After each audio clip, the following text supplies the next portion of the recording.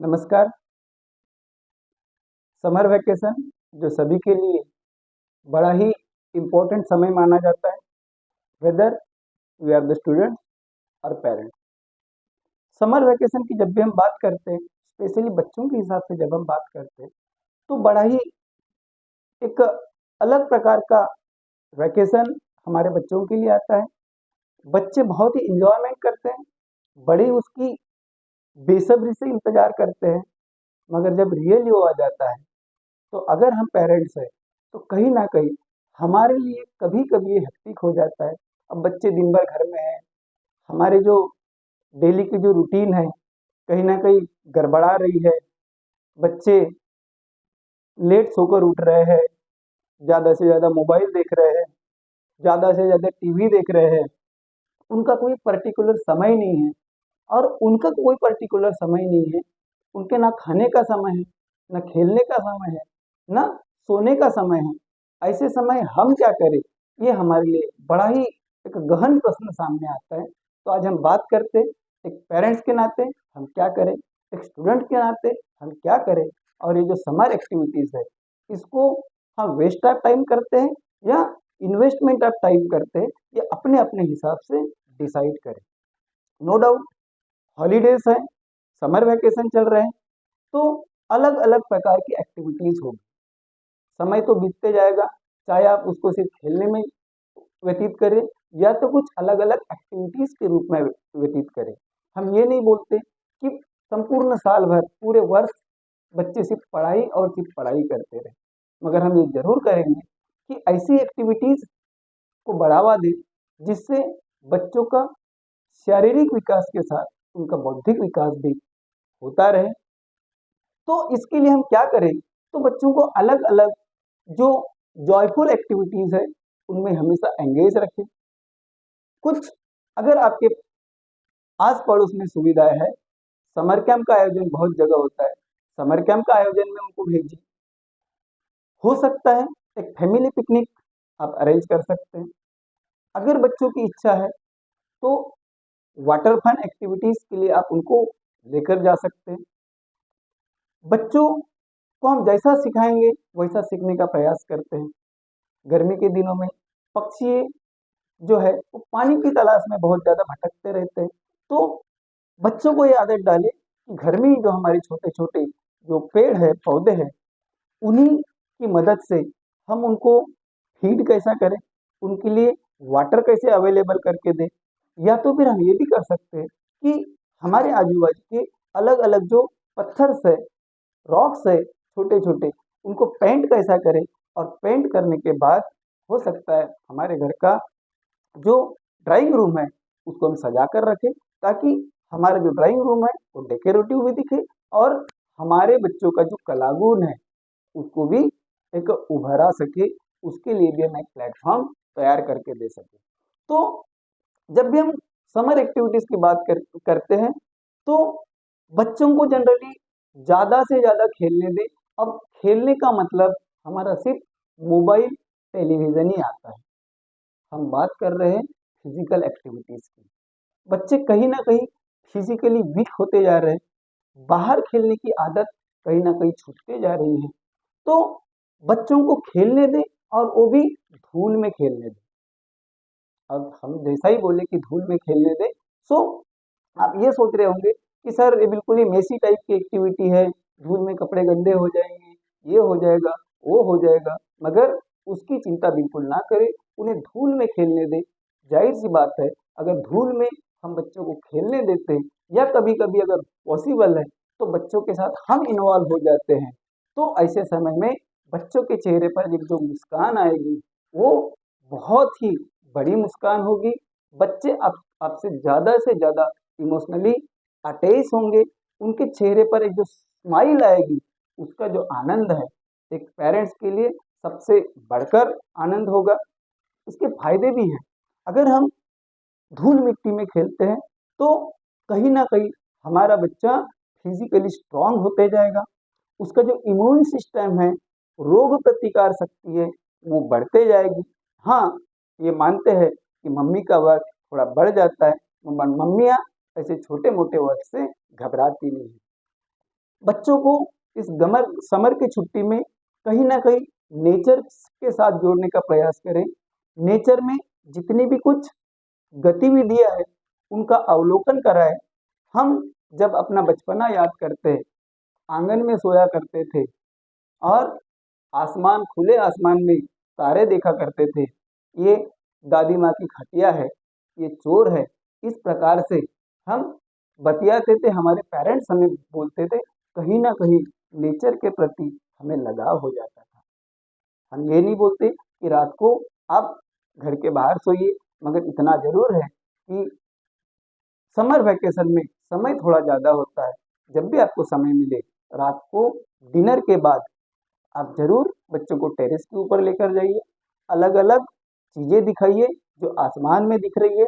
अगर वो पॉसिबल नहीं हो सकता है, आप मेट्रो सिटीज़ में रहते हो, तो बच्चों को ऐसे पिकनिक प्लेसेस में लेकर जाइए जहाँ पर आउट प्लेसेस में टेंट लगाकर ओपन स्पेस में वो क्या करते हैं, सोना अलाउ करते हैं। तो जाहिर सी बात है हमारा बच्चा जो है वो नेचर के प्रति बहुत ज़्यादा अट्रैक्ट होगा। कहीं ना कहीं हम उसको बिना कुछ पढ़ाए बहुत कुछ पढ़ा रहे हैं।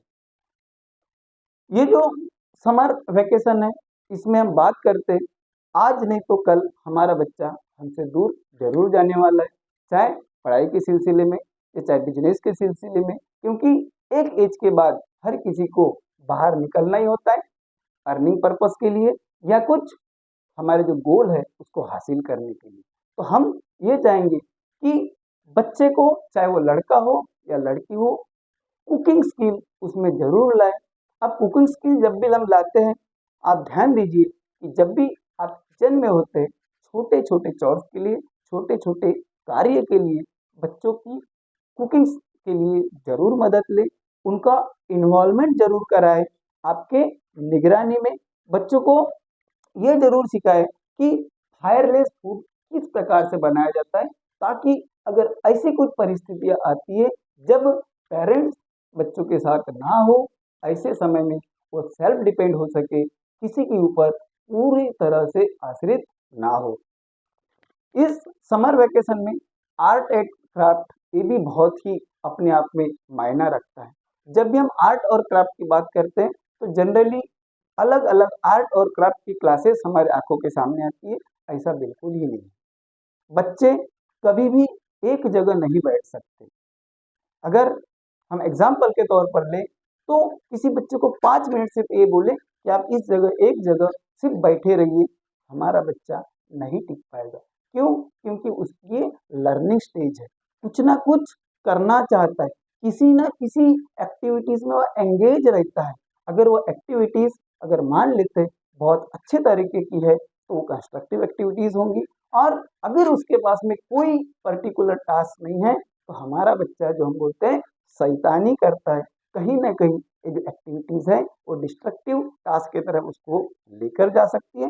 तो हमारे बच्चों को इस समर वेकेशन में जितना हो सकता है आर्ट एंड क्राफ्ट स्किल को बढ़ावा दो। आर्ट और स्किल की तरह मदद से हमारा बच्चा उनके अंदर का जो आइडियाज है, उनके जो इमोशंस है, वो सभी उन आर्ट और क्राफ्ट के सहायता से अभिव्यक्त करता है, व्यक्त करता है।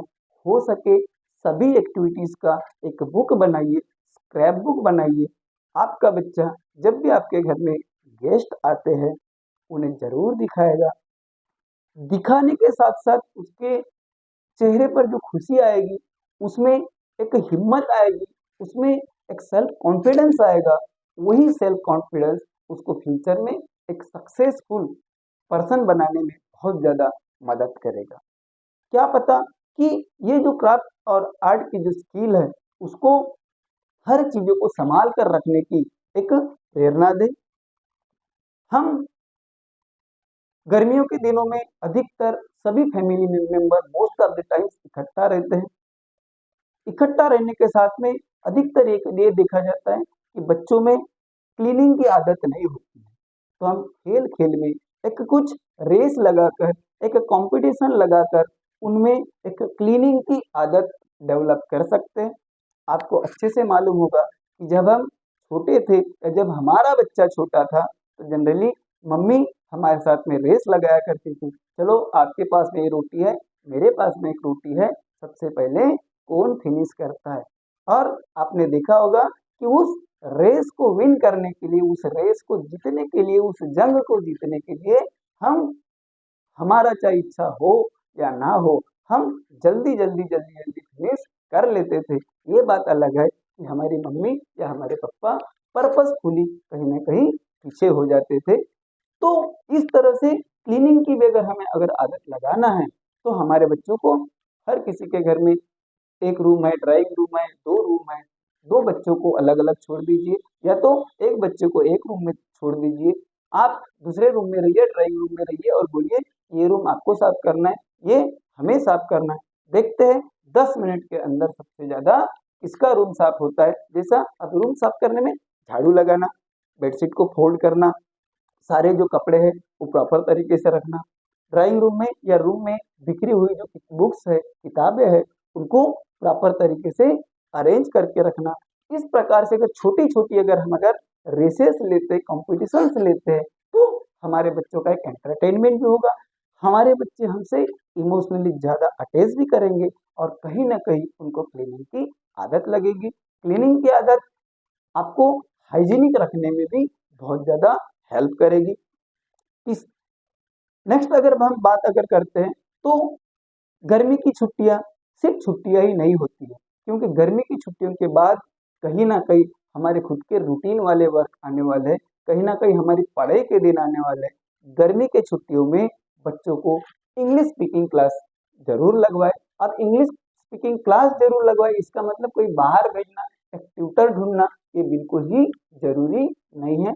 इंग्लिश की जो स्किल है उसको डेवलप कराइए, वेदर इट में एट होम और इट में इन द ट्यूशन सेंटर्स और कोचिंग सेंटर। मगर हम तो ये चाहेंगे कि जितना बच्चा आसानी से घर में करेगा उतनी चीजें वो ज्यादा सीखेगा। इंग्लिश एक यूनिवर्सल लैंग्वेज है, एक ग्लोबल लैंग्वेज है। हम ये नहीं बोलते कि हमारी लैंग्वेज अच्छी नहीं है, हमारी लैंग्वेज सबसे अच्छी है, हमारी जो मदर टंग है वो सबसे अच्छी है, मगर कहीं ना कहीं ये बात हमें मानना पड़ेगा कि इंग्लिश का जो प्रभाव है वो आज दुनिया में बढ़ते जा रहा है। तो हमारा जो बच्चा है एक इंग्लिश स्पीकिंग में अच्छा हो, उसका एक पर्सनालिटी डेवलपमेंट हो, इसके लिए हम क्या करें? तो इसके लिए हम सिर्फ 4 बातें कर सकते हैं। क्यों? ये 4 बातें कि जब भी हम इंग्लिश सीखना चाहते हैं या if we wanted to speak English fluently, what we have to do?